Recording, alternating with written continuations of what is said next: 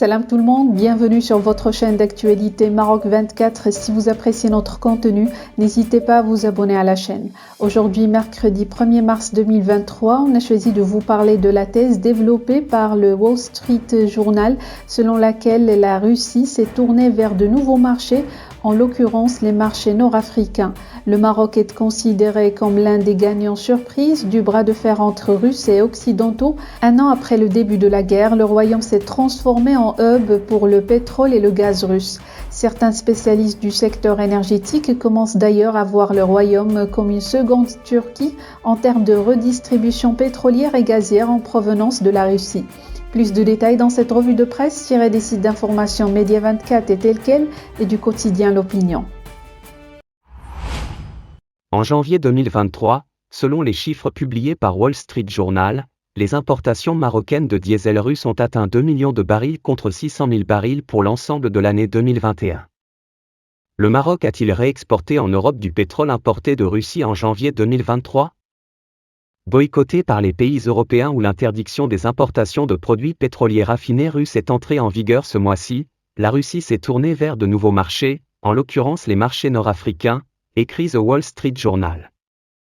Les importations marocaines de diesel russe, qui couvraient à peine 600 000 barils pour l'ensemble de 2021, se sont élevées à 2 millions de barils rien qu'en janvier 2023, selon The Wall Street Journal.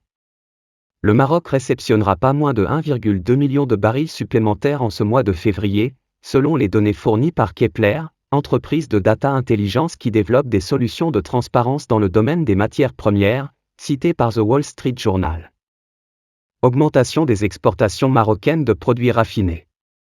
L'augmentation des importations par le Maroc et la Tunisie a coïncidé avec une augmentation de leurs propres exportations de produits raffinés, fait observer The Wall Street Journal, redoutant le fait que les cargaisons russes soient mélangées avec d'autres produits pétroliers, puis réexportés par les deux pays maghrébins.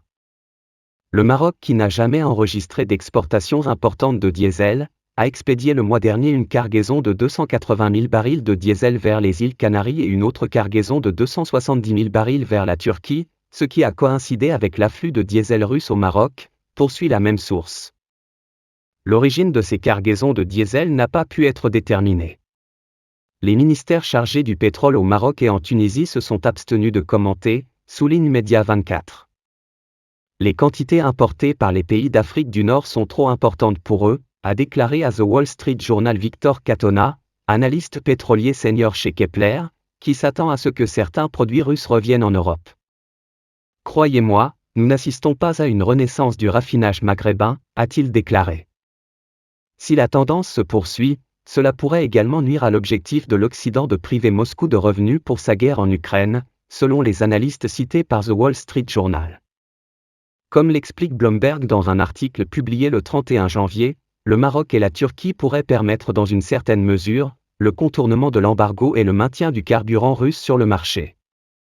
Selon des données de Vortexa Ltd reprises par le site d'information économique, la Turquie a importé 213 000 barils de diesel russe par jour en décembre 2022, ce qui constitue le plus haut niveau d'import de diesel russe en Turquie depuis le début de l'année 2016.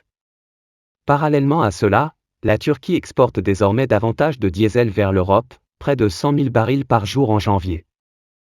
Au Maroc, les importations sont également en forte hausse, et ont atteint des dimensions inédites en janvier 2023 où la part de diesel russe dans les importations totales de diesel au Maroc a augmenté, jusqu'à atteindre le seuil des 45%. Dans le même temps, le Royaume a grandement réduit les imports de diesel provenant de ses deux fournisseurs historiques, l'Espagne et l'Arabie Saoudite. Cette intensification des flux vers la Turquie et le Maroc n'a rien d'un hasard. En effet, les éventuels imports de diesel russe en Europe par l'intermédiaire du Maroc ou de la Turquie ne sont pas rendus illégaux par l'embargo effectif depuis le 5 février, souligne Tel Quel. Ces nouveaux circuits sont ainsi amenés à gagner une importance capitale dans les prochains mois, surtout lorsque l'on étudie l'interdépendance encore très forte entre la Russie et l'UE, en matière d'échange de diesel. En janvier, et alors que l'embargo du 5 février avait été annoncé depuis déjà un long moment, l'UE a reçu plus d'un quart de ses importations de diesel de la Russie, tandis que l'UE a représenté environ 41% du marché d'exportation russe dans le même mois. Cependant, et comme le rappelle Bloomberg, les flux actuels vers le Maroc et la Turquie ne suffiront pas à remplacer l'énorme demande perdue que la Russie devra remplacer lorsque l'Europe cessera d'importer. Pour rester informé, je vous invite à regarder les vidéos Maroc 24 qui s'affichent sur votre écran.